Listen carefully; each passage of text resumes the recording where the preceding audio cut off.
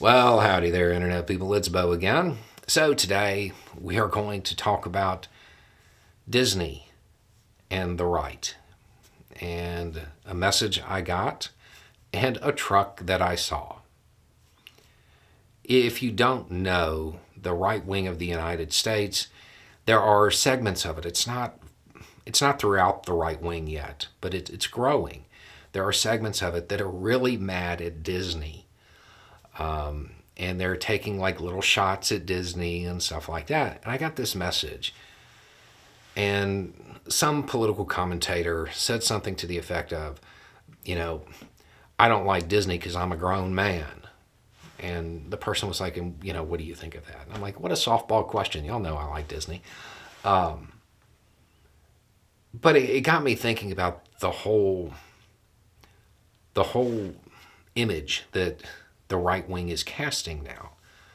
The Republican Party used to be able to cast themselves as the party of the working class. They weren't, but they could pretend to be.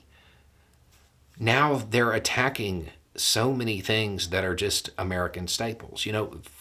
For a lot of people, going to Disney, if you're talking about average family size, average income, this is a twice in a lifetime experience. You go once when you're a kid and your parents can afford to take you, and then once when you're an adult and you can afford to take your kids, and that's it. This is something that a lot of working class families, they work extra hours, they save to be able to take their kids there because their kids love it, right? And I just don't understand what they hope to gain from this, outside of the social media echo chamber. And as I'm thinking about this total softball of a question, I have to go into town. And I pull out and I get behind this truck on the highway, and it's the exact kind of truck you would expect in my area, giant diesel. And I can tell that it's one of those trucks that has the wrap behind it, the mural. I can't tell what it is on the sides, but I can see it coming around the edges of the tailgate. And that's when I see the bumper sticker that says F Disney on it. And I'm just sitting here thinking that this person is probably somebody that is in that social media echo chamber. But that a few years before, they probably would have taken that truck somewhere and pulled extra shifts for 2 weeks to take their little girl to Disney.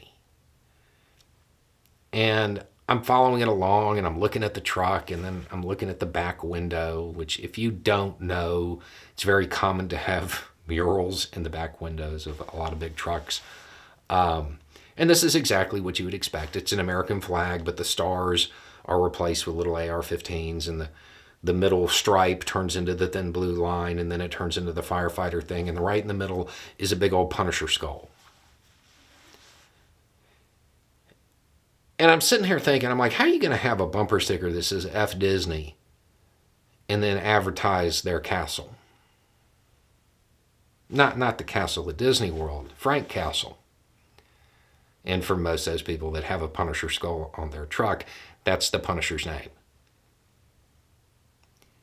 Disney owns Marvel. If y'all are going to go on one of your little tirades where y'all break stuff and throw out all the stuff you already paid for, man, y'all are going to have a lot of stuff to smash and scrape off. Disney owns everything. A lot of the things that the right wing just holds up as their symbols, their icons, Disney owns them. This is going to be like the InBev thing, only worse.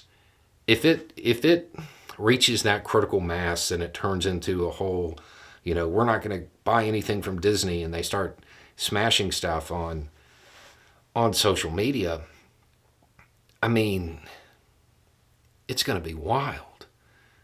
They just own so much stuff.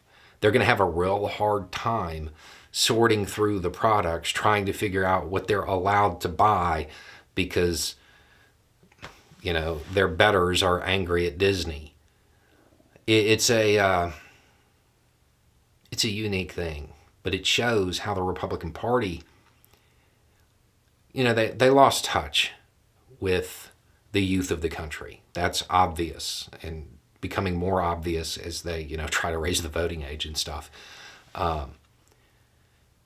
But it shows that they're going to lose touch with their base as well, with that working class base, that base that they always tried to appeal to.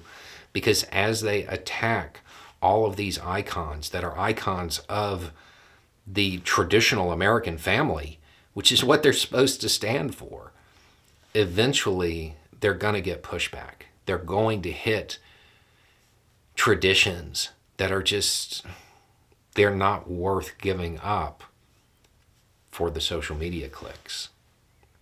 And I have a feeling that going after Mickey and his favorite hitter, Frank Castle, that might be one of those items. They might just better leave that mouse alone. Anyway, elephants are afraid of mice.